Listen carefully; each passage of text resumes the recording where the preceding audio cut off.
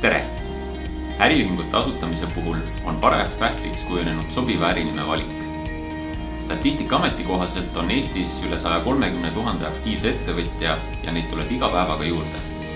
Seepärast võib ka sobiva ärinime valimine kujuneda üpris keerukaks. Ärinime valiku piiranguid on mitmeid, kuid siinkohal kirjeldan neist kahte põhilist, millega arvestada. Esiteks, ärinimi peab selgesti erinema teistest registreeritud ärinimedest. Seda nii kirjapildi kui häälduse poolelt. Kui soovite võtta kasutusele ärinime, millega sarnane on juba registreeritud, siis lahenduseks oleks näiteks ärinimele mõne täiendsõna lisamine. See täiendsõna võib viidata näiteks ühingu tegevusalale. Teise piiranguna tuleb arvestada, et ärinimi ei tohi sisaldada kaubamärki. Erandina on see lubatud, kui kaubamärgi omanik annab selleks oma nõusoleku või kui ühing hakkab tegutsema tegevusalal, kus kaubamärk ei ole kaitstud.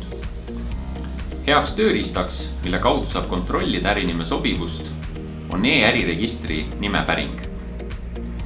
Kui soovite abi äriühingu asutamisel või ka ärinime valikul, siis võite julgelt meiega ühendustada.